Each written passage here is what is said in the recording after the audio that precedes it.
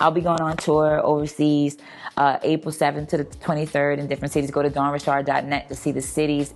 I'm finally coming to the UK again, guys, so that's big. We're going to go to Copenhagen. I'm going to Sonar in Iceland, in Reykjavik. So you guys check the dates and see where I'm at. I'm going to Leeds, Newcastle, Brussels. So make sure you tune in, and then I'll be gonna fuck around and do a US tour too, because that would be so fucked up not to. So make sure y'all check out dawnrashard.net. The album is out, New Breed is out, and if you haven't got it, I think you should check it out, because I think you might want to bust it wide open. New Breed is special. It's special because I produced most of this with my friend Derek, and Derek's been with me from the beginning, the Black Heart album all the way through.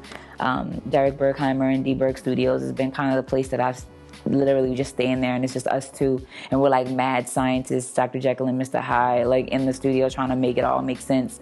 What really stuck out to me this time around was how authentic I wanted it to be to New Orleans, to the point of like, I had filmed some documentary stuff for the natives that we work with Chief Montana in the Washita Nation in New Orleans, which is the Mardi Gras Indians that we have in New Orleans, and the tribe that my uncle was affiliated with and who knew and were friends with. And I wanted to ask their permission to be able to talk about the tribe, to wear the garb, and I wanted to make sure that people understood what it was for us.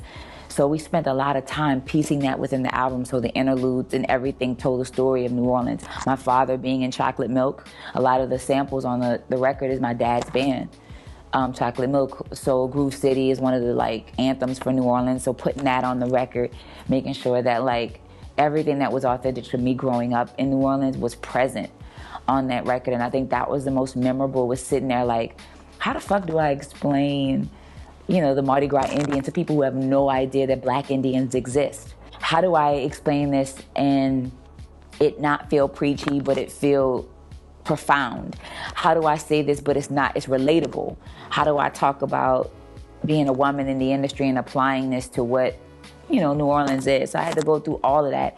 And what I got was a lot of honesty. So a lot of this record, I'm talking about shit that I had never really spoke about before: sexual abuse, being treated a certain way in the workplace, being disrespected by your bosses, being a female and trying to figure out the difference between being strong and being a bitch, and, pandering and being weak, and speaking on your own demons, all of that. But also saying the reason why I even survived all that was all due to the root of it, which was New Orleans, and how it built me and bred me to be just this woman that just is tenacious. Like, I'm not the only one. You meet anybody from New Orleans, born and raised, and you find a monster, because we've had to beast ourselves, to make it make sense for us. It takes a strong ass person to everything wipe away from them and say, no, I'm gonna come back and rebuild. That's people in Puerto Rico, people in Florida, people who've gone through this consistently, and they say, nope, we're gonna keep going.